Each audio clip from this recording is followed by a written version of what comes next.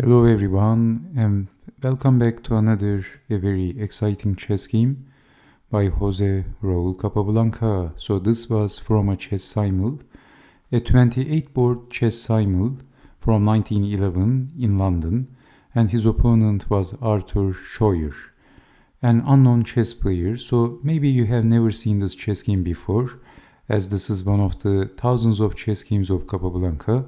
This is not a well-known chess game, but it is very instructive and fun chess game. So let's see what happened. Capablanca, who had the white pieces, starts the game with e4, and we have d5, and interestingly we have the Scandinavian defense. Sometimes the Scandinavian defense is very exciting. So e takes on d5, queen takes on d5, knight to c3, defending the queen. Even today, this line is quite popular.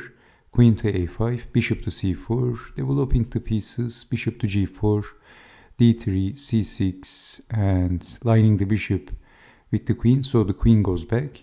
h3, bishop back, and then g4, chasing the bishop, queen to e2, e6, knight in, bishop up, so black is ready to castle.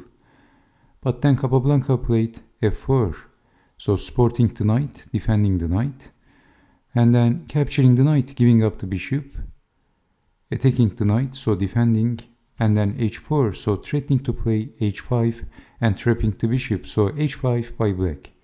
And then Capablanca castled from the queen side, exchanging the knights, and Capablanca has the bishop pair. And you will see the importance of the bishop pair in this chess game. So we have knight to d7, developing the other knight, and then rook from d to f1 by Capablanca. And black captured the pawn and deflecting the queen and then capturing on e5, but then black has a very annoying pin, queen to f4, and the knight is pinned. So you can't move the knight, because if moving the knight, then queen takes queen. In this position, of course, in a 28-board chess simul, Capablanca needed to be very careful, because if he would play something like a careless move, queen to g3, then it is black to move.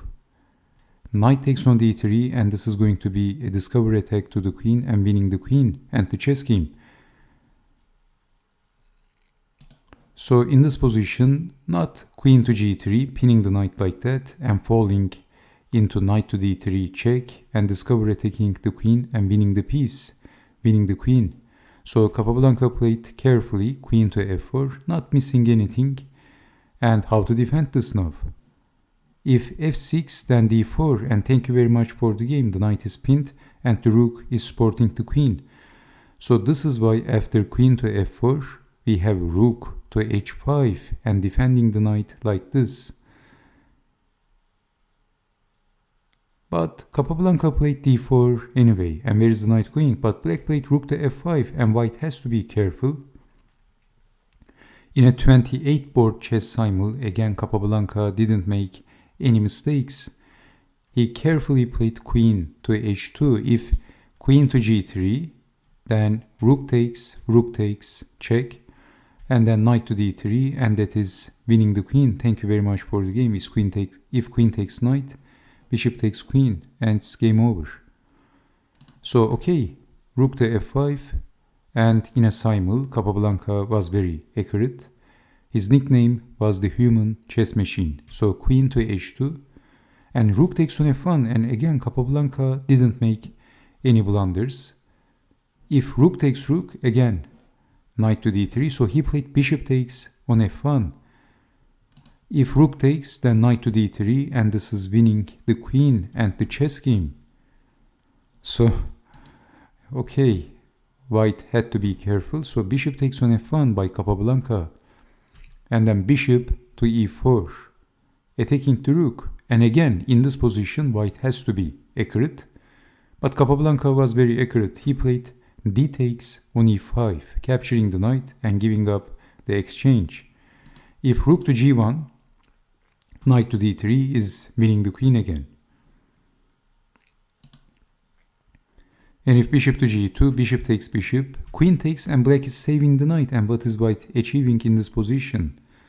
There is nothing special for white in this position. So d takes on e5, capturing the knight, which was the most accurate move. Bishop takes, queen takes. Black is a little bit tricky, isn't he? So black castled, and black has the exchange, but Capablanca has the bishop here. And in this position, white has a very strong move. What would you do in this position if you had the white pieces? There is a very accurate move in this position, and Capablanca didn't miss that move. And that is queen to g1, of course, forking two pawns, forking the pawn on a7, and also attacking on g7. So queen to d7, threatening checkmate on d1, but multi-purpose move, developing the bishop, blocking the queen, and defending the checkmate threat, of course. So defending the very important a pawn. So if queen takes on a7, the bishop can also support the queen, and the black king is getting attacked, and defending is not so easy. So defending the pawn, but this pawn is dropping. Queen takes on g7. Black is trying queen to d5, both aiming on h1 and also attacking on a2, but Capablanca was very accurate. He played b3, defending the a pawn. So we have check, forking the king and the pawn, but black played queen to h2, rook takes bishop is the threat. After queen to h2, well, actually queen takes pawn is possible, but if queen takes pawn, then queen takes on f7, and again how to defend the pawn as well. So this is why we have queen to h2, and also rook takes bishop is the threat because the pawn is pinned.